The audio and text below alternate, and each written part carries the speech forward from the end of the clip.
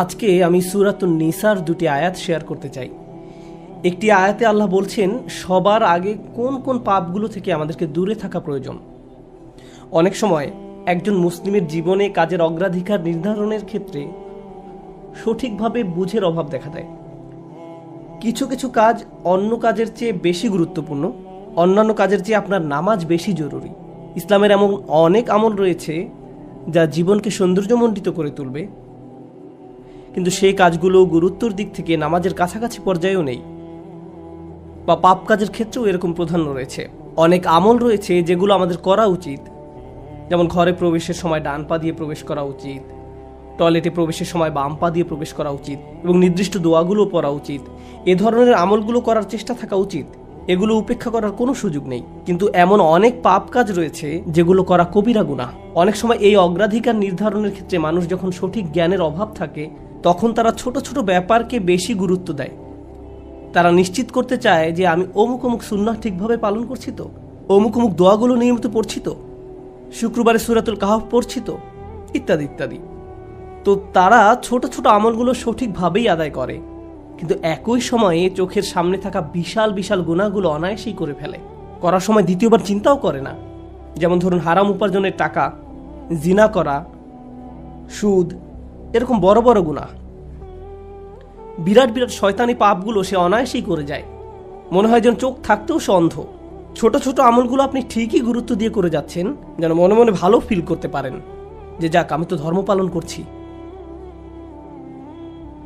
এজন্যই কুরআন আমাদেরকে বিভিন্ন আমলের সঠিক অনুপাত ঠিক করে দিয়েছে।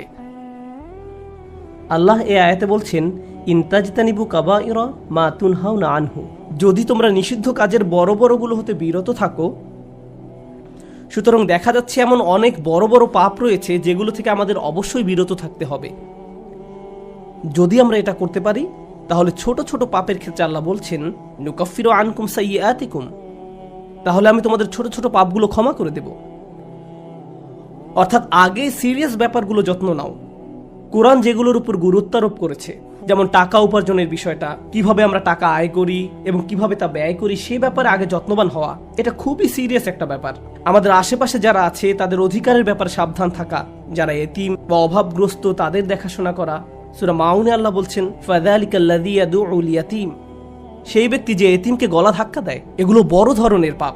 তারপর যেভাবে আমরা আমাদের ব্যবসা বাণিজ্য চালাই, কেউ যদি আপনার কাছে টাকা পায়, কোনো কন্ট্রাক্ট মানতে যদি ওয়াদাবদ্ধ হন, কোনো সেবা প্রদান করার জন্য যদি আপনাকে বেতন দেওয়া হয়, কাজের ক্ষেত্রে সততা বজায় রাখা। ঠিক একইভাবে কোরআনে বর্ণিত সবচেয়ে ভয়ঙ্কর পাপগুলোর একটি হলো সুদ। একইভাবে আমাদের পবিত্রতা রক্ষা করা, অর্থাৎ জেনা ব্যভিচার থেকে বিরত থাকা, এটা কবিরা গুনাহ। এটা এত বড় গুনাহ যে আল্লাহ বলছেন লা তাকরাবুজ জিনা, ব্যভিচারের কাছেও যেও না। অন্যান্য ছোট ছোট গুনাহে তোমরা হয়তো জড়িয়ে পড়বে। হতে পারে তোমার নামাজে যথেষ্ট মনোযোগ ছিল না, অজুটাও হয়তো উত্তম রূপে করা হয়নি। হতে পারে যখন নামাজ পড়ছিলে তখন অন্য কোথাও মন পড়েছিল। হতে পারে হজ বা উমরা করার সময় কিছু কিছু নিয়মকানুন ঠিকমতো পালন করতে পারোনি। কখনো কখনো হয়তো ধৈর্য হারিয়ে ফেলেছিলে। এই ছোট ছোট বিষয়গুলো ক্ষমা করে দেওয়া হবে, কারণ তোমরা বড় বড় পাপ থেকে বিরত ছিলে। ছোট বড় পাপের এমন একটি তারতম্য কোরআনে জোর দিয়ে উপস্থাপন করা হয়েছে। কিন্তু এই আয়াতের যে ব্যাপারটি আমার কাছে বেশ চমৎকার লেগেছে, সেটা শুধু তিনি যে আমাদের পাপগুলো উপেক্ষা করবেন তা নয়, বরং এই পাপগুলোর কথা মনে করে আমরা প্রায় লজ্জিত হয়ে পড়ি। আল্লাহ এর সাথে সাথে আরো যোগ করে বলেন ওয়ানুদখিলুকুম মুদখালান কারিমা, এবং সম্মানজনক স্থানে তোমাদের প্রবেশ করানো হবে। অন্য কথায় ওই ছোট ছোট ত্রুটিগুলোকে উপেক্ষা করে তোমাদেরকে সম্মানিত করা হবে, মর্যাদা দেয়া হবে। আর ওই সব লজ্জাজনক ব্যাপারগুলো তোমাদের রেকর্ড থেকে মুছে ফেলা হবে। তাই যখন তোমরা আল্লাহর সামনে আসবে অপমানিত হবে না, তোমাদের সম্মানজনক স্থানে প্রবেশ করানো হবে। এই আয়াতের আরেকটি ব্যাপারও আমার কাছে বেশ চমৎকার মনে হয়েছে। এই আয়াতের পূর্বের কয়েকটি আয়াতে কিছু কিছু কবিরা গুনাহ নিয়ে কথা বলা হয়েছে, যেমন ব্যবসায় প্রতারণা করা, কাউকে অন্যায়ভাবে হত্যা করা। আর ছোট ছোট পাপ ক্ষমা করে দেওয়ার আয়াতের ঠিক পরের আয়াতে আরও অসাধারণ উপায়ে জীবনের বিভিন্ন বড় বড় পাপে জড়িয়ে পড়ার যে মূল কারণ সেটা বলা হয়েছে। আল্লাহ আযজা ওয়া জাল্লা বলেন ওয়ালা তাতামান্নাউ মা ফাদ্দালাল্লাহু বিহি বা'দাকুম আলা বা'দ, আর তোমরা আকাঙ্ক্ষা করো না এমন সব বিষয়ে যাতে আল্লাহ তাআলা তোমাদের একের উপর অন্যের শ্রেষ্ঠত্ব দান করেছেন। তো আমাদের ক্ষেত্রে যা ঘটে যখন আমরা এমন কাউকে দেখি যে আমাদের চেয়ে বেশি টাকা উপার্জন করে, আমাদের চেয়ে তার চেহারাটাও বেশি সুন্দর, তার গাড়িটাও উত্তম, তার সাংসারিক জীবনটাও প্রশান্তির। কখনো কখনো ভাই বোনের মাঝেও এই হিংসা দেখা দেয়। যেমন আমি বলতে শুনেছি, আমার বোনের গায়ের রং আমার চেয়ে উজ্জ্বল। হিংসা বিভিন্ন প্রকৃতির হতে পারে। কারো ভালো কিছু থাকার কারণে আপনি তাকে ঈর্ষা করতে পারেন, এবং আপনার নিজের সেটা না থাকার কারণ নিয়ে সারাক্ষণ চিন্তা করতে পারেন। আর এই চিন্তা আপনাকে শেষ করে দিতে পারে। এটা ছোট বড় যে কোনো কিছুর জন্য হতে পারে। এটা বস্তুগত বিষয়, যেমন অর্থকড়ি, ঘরবাড়ির জন্য হতে পারে। আবার অবস্তুগত বিষয়, যেমন বাবার ভালোবাসা, মায়ের ভালোবাসার জন্যও হতে পারে। বাবা কেন তাকে এত ভালোবাসে? আমার প্রতি তো এত মনোযোগ দেয় না। মা সবসময় শুধু আমার দোষ দেখেন, তিনি কখনো ওর দোষ দেখেন না। মাঝে মাঝে পিতামাতার আচরণ ব্যাপারটাকে আরো জটিল করে তোলে, কারণ তারা বারবার বলতে থাকেন, কেন তুমি তোমার ভাইয়ের মতো হতে পারো না? ও কত লক্ষ্মী। তাদের এমন আচরণ পরিবারের ভিতরে আরো বেশি হিংসা তৈরি করে। আল্লাহ এখানে বলছেন, অন্যদের যা দেয়া হয়েছে তার জন্য আকাঙ্ক্ষা করো না। আপনি নিজেই তো দেখতে পান যে আপনার চেয়ে ভালো চেহারার মানুষ রয়েছে, আপনার আমার চেয়ে বুদ্ধিমান মানুষও রয়েছে, আমাদের চেয়ে বেশি টাকা কামাই করে এমন লোকজনও রয়েছে। পরিবারে এমন কেউ থাকতে পারে যে আপনার চেয়ে বেশি প্রশংসা লাভ করে। কখনো কখনো হয়তো অন্যায়ভাবে তাদেরকে প্রাধান্য দেওয়া হয়, কিন্তু অনেক ক্ষেত্রে আসল ব্যাপার হলো, আল্লাহ তার জন্য রিজিকের যে দরজা খুলে দিয়েছেন তা তিনি আমার জন্য খুলেননি, তিনি আমার জন্য অন্য দরজা খুলে দিয়েছেন। আমরা অন্য একজনকে যা দেয়া হয়েছে ঠিক সেটাই কামনা করি। আল্লাহ আপনাকে আমাকে অন্য একজনের মতো করে বানাননি। আল্লাহ অন্য মানুষদের জন্য রিজিকের যে দরজা খুলে দিয়েছেন তা হয়তো আমার জন্য দেননি। আমাদের প্রত্যেকেরই রয়েছে জীবিকা উপার্জনের স্বতন্ত্র সুযোগ। আল্লাহর অনুগ্রহ অর্জন করতে হলে আমাদের প্রত্যেককে যে সুযোগ দেওয়া হয়েছে তার আলোকে কঠোর পরিশ্রম করতে হবে, অন্যদের সাথে নিজেকে তুলনা করে নয়। এই আয়াত যে ইতিবাচক বিষয়গুলোর প্রতি জোর দেয় সেটা আলোচনা করার পূর্বে আমি আরেকটা ব্যাপারে কথা বলতে চাই। এই হিংসা কেন অনেকগুলো বড় বড় গুনাহের মূল কারণ? আমাদের জানা মতে রেকর্ড করা ইতিহাসে আল্লাহর বিরুদ্ধে সর্বপ্রথম যে বিদ্রোহ করা হয় তা হলো ইবলিস শয়তানের বিদ্রোহ। আর এই বিদ্রোহের মূল কারণ ছিল হিংসা। সে কেন এত মনোযোগ পাচ্ছে? তাকে তো জাস্ট মাটি দিয়ে তৈরি করা হয়েছে। এভাবেই অবাধ্যতার শুরু। মানুষ পৃথিবীতে আসার পর সর্বপ্রথম যে পাপটি সংঘটিত হয় তা হলো কাবিল কর্তৃক তার ভাই হাবিলের হত্যা। সেটাও ছিল হিংসার কারণে।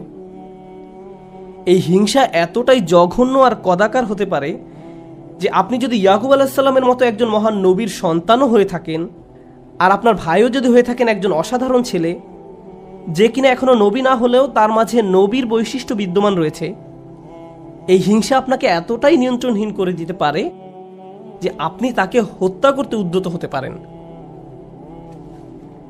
আমি যা বোঝাতে চাচ্ছি তা হলো, হিংসা এবং ঈর্ষাকে ছোট করে দেখা উচিত নয়। ব্যাপারটাকে এমন মনে হতে পারে যে এটি আমার আপনার ভিতরে একটা অনুভূতি মাত্র। মূলত হিংসার আরবি শব্দ হলো হাসাদ, আর হাসাদ শব্দের শাব্দিক অর্থ হলো আঁচড়। তারা এটাকে এভাবে বর্ণনা করে, হিংসা হলো মনের ভিতরে একটি চুলকানি। ঠিক শরীরের চামড়ার উপর কোনো পোকামাকড় কামড় দিলে আপনি যেমন চুলকাতে চান, সেরকম এটি যত চুলকাবেন অবস্থা তত খারাপ হবে। আপনার উচিত হলো একে উপেক্ষা করা, এবং এক সময় এটা এমনিতেই ভালো হয়ে যাবে। আপনাকে এটা উপেক্ষা করতে হবে। এটাই হাসাদ। ইমাম হাসান রাদিয়াল্লাহু তাআলা আনহু বলেন, আমি হিংসুকের চেয়ে এমন কোনো অনিষ্টকারী দেখিনি যাকে আসলে বেশি ক্ষতিগ্রস্ত ব্যক্তির মতো দেখায়। সাধারণত কেউ ক্ষতি করলে অন্য একজন তার এই ক্ষতির কারণে ক্ষতিগ্রস্ত হয়, কিন্তু হিংসার ক্ষেত্রে ক্ষতিকারী নিজেই নিজের ক্ষতি করে। সে হিংসা করছে, কিন্তু এই হিংসার কারণে নিজেই নিজের অনিষ্টের শিকার হচ্ছে। আর এই কারণেই সূরা ফালাকে হিংসুকের হিংসা থেকে আমরা আল্লাহর নিকট আশ্রয় প্রার্থনা করি। ওয়া মিন শাররি হাসিদিন ইযা হাসাদ। হিংসুকের অনিষ্ট থেকে যখন সে হিংসা করে, ঠিক সেই মুহূর্তে যখন সে হিংসা করে, এটা খুবই গুরুত্বপূর্ণ একটা ব্যাপার। এই হিংসার কারণে আপনার আমার জীবনে ভয়ঙ্করতম সমস্যা তৈরি হতে পারে। এখন আমি নিজেকে বিশ্লেষণ করতে চাই। যখন আমি নিজেই অন্যকে হিংসা করতে শুরু করি, তখন কোন কোন ধরনের নিয়ামত থেকে নিজেকে বঞ্চিত করি? যখন আমি নিজেই অন্যের উন্নতি সহ্য করতে পারি না, ব্যাপারটা আর একটু খোলাসা করে বলছি। তামান্নি জাওয়ালিন নি'মা লিদুনিহি। আপনি ইচ্ছা করেন যে তার যেন এই নিয়ামতটি না থাকে। ব্যাপারটা এমন নয় যে আচ্ছা ওই ভাই খুবই শক্তিশালী, আমি যদি তার মতো শক্তিশালী হতাম। না না না, আমি ইচ্ছা করি যে সে অসুস্থ হয়ে পড়ুক আর আমি শক্তিশালী হয়ে উঠি। আপনি ইচ্ছা করেন তার মাঝে যেন ওই ভালো বিষয়টা না থাকে। কোন কারণে সে ওইটা পাবে? আচ্ছা, সে প্রমোশন পেয়েছে, এখন আমারও ইচ্ছা হয় যে আমিও যেন প্রমোশন পাই। না না না, হিংসা হলো আমি চাই সে বরখাস্ত হোক আর আমি প্রমোশন পাই। আপনি তার ব্যর্থতা দেখতে চান, আপনার ভেতরের কিছু একটা চায় তার যেন পতন ঘটে। তার পতনের ফলে আপনার জীবিকায় সমৃদ্ধি আসে না, আপনার এতে কোনো উপকার হয় না, তবু আপনার ভেতরের কিছু একটা তার পতন কামনা করে। যদি তার পতন ঘটে তাহলে আপনার কাছে তা ভালো লাগবে। এটাই হলো হাসাদ। কিভাবে এটা একজনের ভালো দিক ধ্বংস করে দেয়? আমরা ইবলিস শয়তান সম্পর্কে জানি। আল্লাহ তাকে ফেরেশতাদের কাতারে রেখেছিলেন, এর চেয়ে উন্নত কোনো মর্যাদা হতে পারে না। কিন্তু হিংসা তাকে এত উচ্চ পর্যায় থেকে একেবারে নিম্নতম পর্যায়ে নামিয়ে দিয়েছে, আল্লাহর নিকট থেকে বহু দূরে সরিয়ে দিয়েছে। চিন্তা করতে পারেন, এত বড় মর্যাদা কেড়ে নেওয়া হলো, এর মূল কারণ ছিল হিংসা। চিন্তা করতে পারেন, মূল কারণ হলো নিজেকে অনেক বড় কিছু মনে করা। হিংসার কারণে হত্যার মতো জঘন্য অপরাধ সংঘটিত হলো। আল্লাহ সূরা আরাফে বর্ণনা করেন, কাআন্নামা কাতালান নাসা জামিআ, সে যেন গোটা মানব জাতিকে হত্যা করলো। হিংসার কারণে হত্যার মতো জঘন্য অপরাধ সংঘটিত হলো, আর এই মহাপাপের মূল কারণও ছিল হিংসা। এই সকল উদাহরণের মূল শিক্ষা হলো আমাদের নিজেদেরকে ভালো করে বিশ্লেষণ করে দেখা উচিত আমরা নিজেরা এই রোগে আক্রান্ত কিনা। ভালো করে খতিয়ে দেখা উচিত আমাদের মাঝে এই ঘৃণ্য ব্যাধিটি আছে কিনা। মানুষ শুধু টাকা পয়সা নিয়ে হিংসা করে না, মানুষ প্রায় সব কিছু নিয়ে হিংসা করে। পরিবারের সবার মনোযোগের কেন্দ্রবিন্দু হওয়া, এটা এমনকি ধর্মীয় পরিমণ্ডলেও ঘটতে পারে।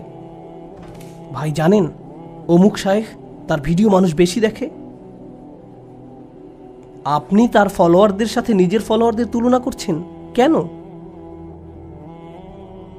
মাহফিলে তাকে কেন প্রধান বক্তা করা হলো, তাকে কেন সবচেয়ে ভালো সময় বক্তব্য দিতে দেয়া হলো?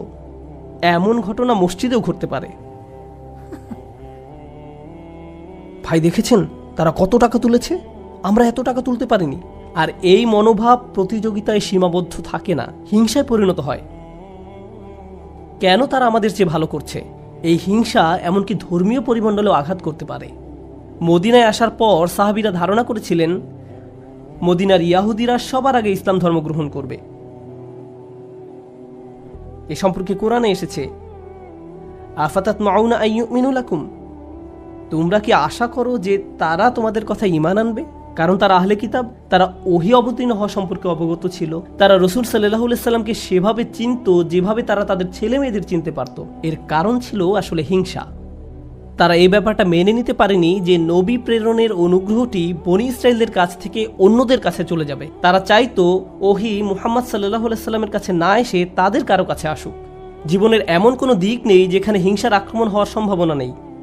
এটা আপনার চাকরি জীবনে প্রভাব ফেলতে পারে, ব্যবসায়িক জীবনে প্রভাব ফেলতে পারে, আপনার পারিবারিক জীবন, ব্যক্তিগত জীবন, ধর্মীয় জীবন, সামাজিক জীবন থেকে শুরু করে জীবনের প্রতিটি ক্ষেত্রে এর প্রভাব পড়তে পারে। সম্প্রতি বিশ্বের বিভিন্ন প্রান্তে ভ্রমণ করার অভিজ্ঞতা থেকে আমি এক নতুন ধরনের হিংসা সম্পর্কে অবগত হয়েছি। অনেক বোন এসে আমার কাছে প্রশ্ন করেন, এটা বলার কারণে হয়তো আমি সমস্যায় পড়তে পারি, যাই হোক, কোরআনে কেন পুরুষদের জন্য অমুক অমুক বিধান দেয়া হয়েছে আর নারীদের জন্য সম্পূর্ণ ভিন্ন বিধান দেয়া হয়েছে? পুরুষদের কেন বোরকা পড়তে হয় না? আমাকে এই প্রশ্ন করা হয়েছিল। ডিভোর্স আইনের ক্ষেত্রে দেখা যায় আইনগুলো কেমন যেন পুরুষের অনুকূলে। মহিলারা জান্নাতে কি পাবে? আমি বলছি না যে এই প্রশ্নগুলোকে উপেক্ষা করতে হবে, কিন্তু এখানে একটা ব্যাপার আমাদের সাবধান থাকতে হবে। আমরা আল্লাহ সুবহানাহু ওয়া তাআলা সম্পর্কে কথা বলছি। তিনি যখন কোনো বিধিবিধান নাজিল করেন, এই বিধানগুলো আমি প্রবর্তন করিনি, আমি শুধু এই বিধানগুলো বোঝার চেষ্টা করেছি এবং শেখানোর চেষ্টা করছি।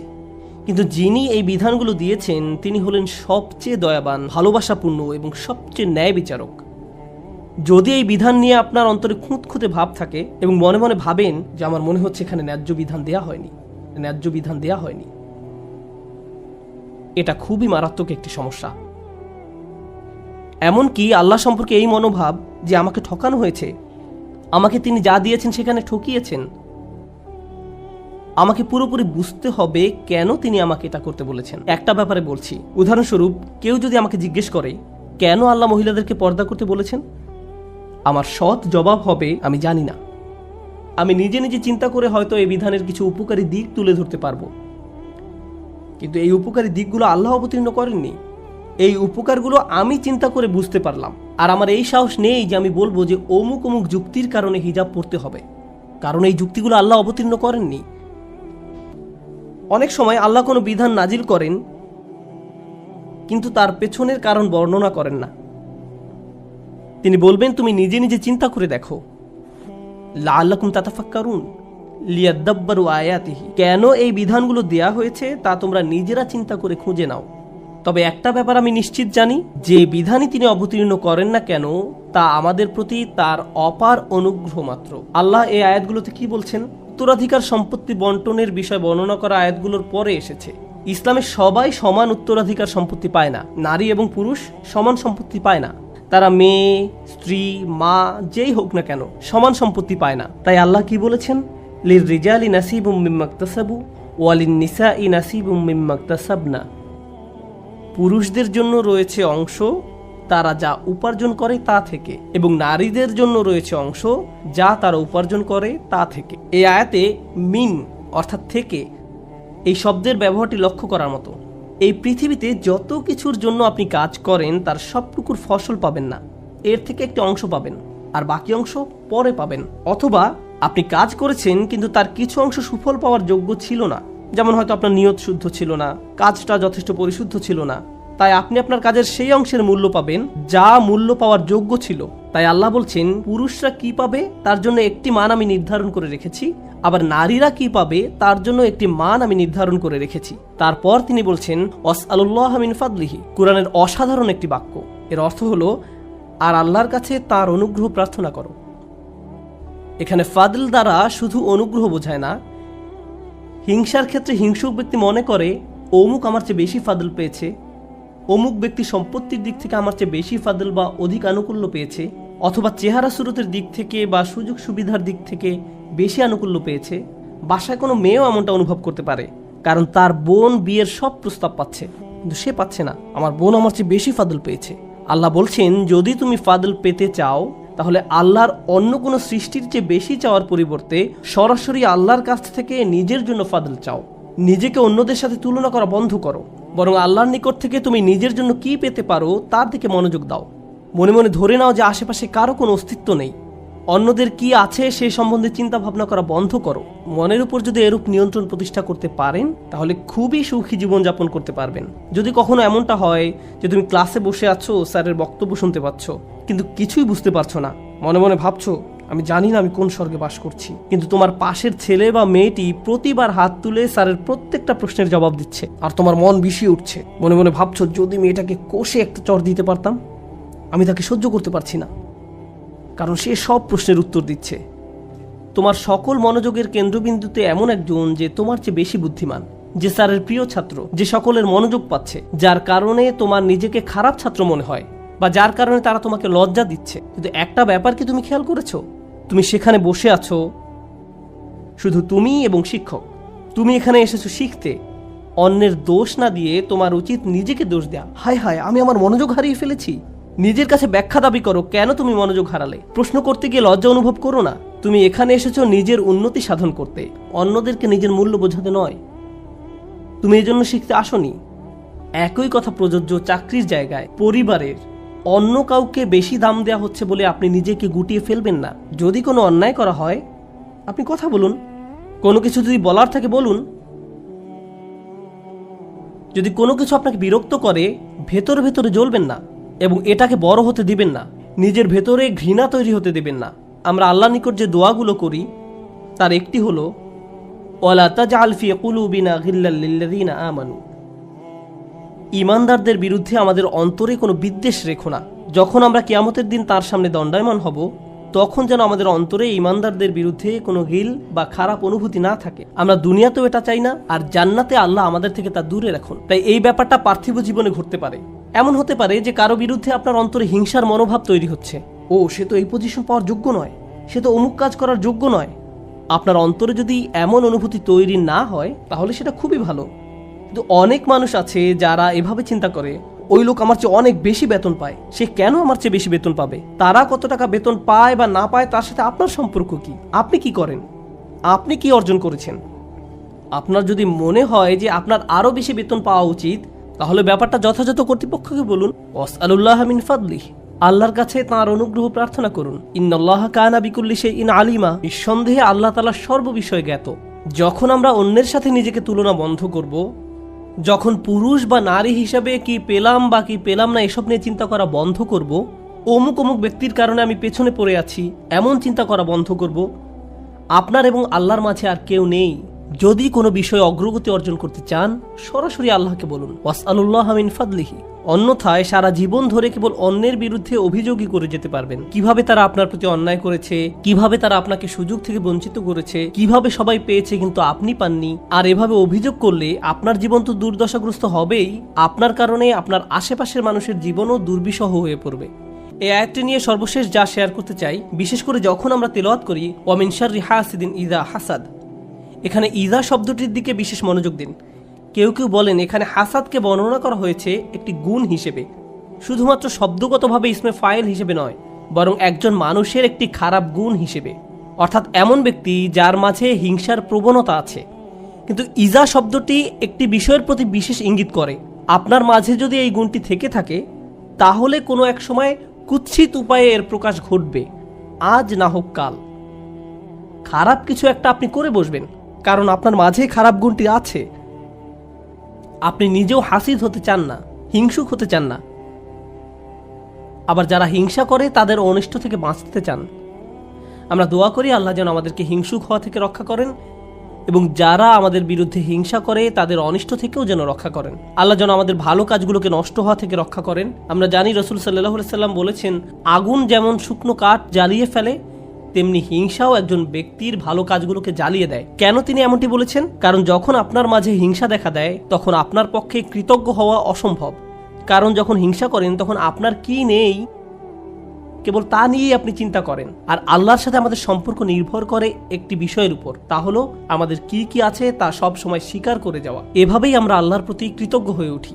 যদি আপনার অন্তরে হিংসার বসবাস থাকে, তাহলে কোনোভাবেই আপনার পক্ষে আবদান শাকুরা অর্থাৎ আল্লাহর কৃতজ্ঞ বান্দা হওয়া সম্ভব নয়। আল্লাহ আযজা ওয়া জাল্লা আমাদের অন্তর থেকে হিংসা দূর করে দিন, আমাদেরকে সত্যিকার অর্থে কৃতজ্ঞ বান্দা বানিয়ে দিন। আল্লাহ সঠিকভাবে তার অনুগ্রহ চাওয়ার মতো তৌফিক দান করুন এবং আমাদের জীবনকে আরও সুন্দর করে দিন। বারাকাল্লাহু লি ওয়া লাকুম ফিল কুরআনিল হাকিম ওয়া নাফা'নি ওয়া ইয়্যাকুম বিল আয়াতি ওয়াজ যিকরিল হাকিম।